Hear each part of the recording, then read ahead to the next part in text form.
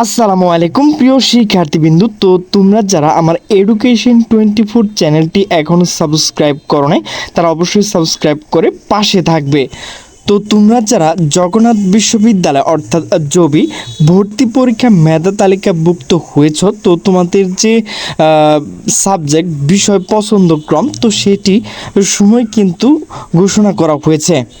তো মূলত তোমাদের যে সাবজেক্ট চয়েস তো সেটি কিন্তু আজ দুপুর থেকে শুরু হয়েছে এবং আগামীকাল সকাল 11:49 পর্যন্ত তোমরা আবেদন করতে পারবে। তো তোমাদের যে কাজটি করতে হবে তো সেটি কিন্তু আমি এই ভিডিওর শেষে তোমাদেরকে দেখিয়ে দেব। তো নোটিশটি মূলত প্রকাশ করা হয়েছে দ্য ডেইলি ক্যাম্পাস। তো নোটিশে বলা হয়েছে জবির ভর্তি পরীক্ষা মেধা তালিকাভুক্ত বিষয় পছন্দক্রম পূরণের সময়সূচি ঘোষণা। তো নোটিশটি মূলত প্রকাশ করা হয়েছে 23শে এপ্রিল 2025 বিকাল 3:44।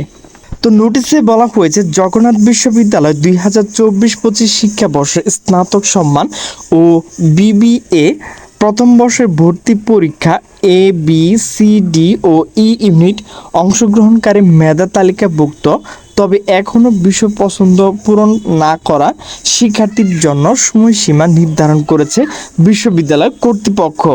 ঘোষণা অনুযায়ী এইসব শিক্ষার্থী আগামী 23 এপ্রিল দুপুর 12টা থেকে 24শে এপ্রিল সকাল 11:59 পর্যন্ত বিশ্ববিদ্যালয় ভর্তি সংক্রান্ত ওয়েবসাইটে গিয়ে নিজ নিজ প্যানেল লগ ইন করে বিষয় পছন্দ পূরণ করতে পারবেন। বিশ্ববিদ্যালয় কর্তৃপক্ষ সকল যোগ্য শিক্ষার্থী নির্ধারিত সময়ের মধ্যে বিষয় পছন্দক্রম পূরণ আহ্বান জানিয়েছে। বিস্তারিত তথ্য সংযোগ বিজ্ঞপ্তি উল্লেখ করা হয়েছে।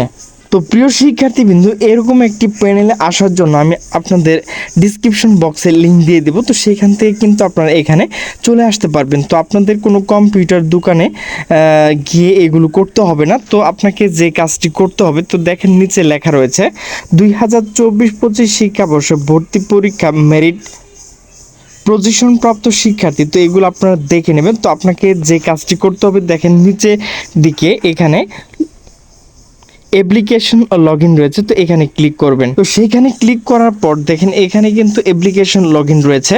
তো এখানে কিন্তু আপনাকে এইচএসসি যে রোল নাম্বার রয়েছে সেটি দিতে হবে। এরপর এসএসসি যে রোল নাম্বার রয়েছে তো সেটি কিন্তু আপনাকে দিতে হবে। এরপর আপনার যে মোবাইল নাম্বার আবেদনের সময় দিয়েছিলেন তো সেটি কিন্তু দিতে হবে। তো আপনার কাছে কিন্তু পাসওয়ার্ড রয়েছে, তো পাসওয়ার্ড দেওয়ার পর লগ ইন করলে কিন্তু আপনি আপনার যে সাবজেক্ট চয়েস তো সেগুলো চলে আসবে। আমার কাছে যেহেতু কোনো শিক্ষার্থীর কোনো তথ্য নেই তো সেহেতু তোমাদেরকে দেখাতে পারছি না। তো প্রিয় শিক্ষার্থীবৃন্দ, আমার ভিডিওটি যদি ভালো লাগে তাহলে অবশ্যই লাইক কমেন্ট শেয়ার করবে। তো সকলে সুস্থ থাকবে, ভালো থাকবে। আল্লাহ হাফেজ।